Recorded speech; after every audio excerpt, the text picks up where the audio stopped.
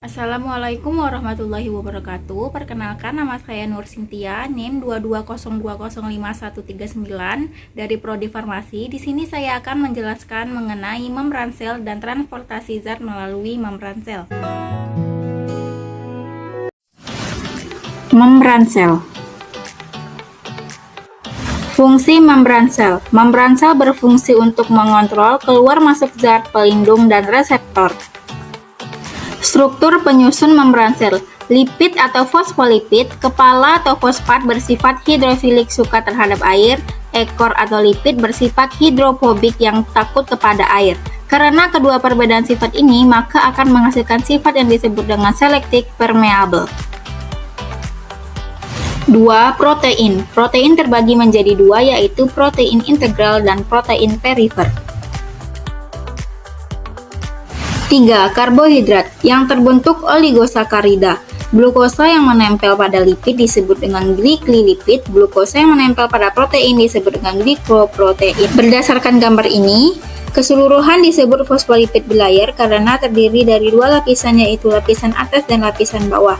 Protein integral yang menembus membran sel, protein perifer yang menempel pada bagian sisi fosfolipid bilayer, glikolipid yaitu karbohidrat yang menempel pada lipid, glikoprotein yaitu karbohidrat yang menempel pada protein. Transportasi zat. Yang pertama, transport aktif yang membutuhkan energi yang digunakan berbentuk ATP. Transport aktif terbagi menjadi 3. 1. Endositosis terbagi menjadi 2. Fagositosis jika zat masuknya padat, inositosis jika zat masuknya cair. 2. Ekositosis, proses pengeluaran suatu zat dari dalam sel yang mana biasanya melibatkan vesikel. 3. Kontraspor. 4. Pompa air yaitu transport ion melalui membran. Kedua, transport pasif yaitu transport tanpa membutuhkan energi tetapi dipengaruhi oleh konsentrasi suatu zat. Transport pasif terbagi menjadi 3. 1. Difusi atau proses perpindahan zat dari konsentrasi tinggi ke konsentrasi rendah.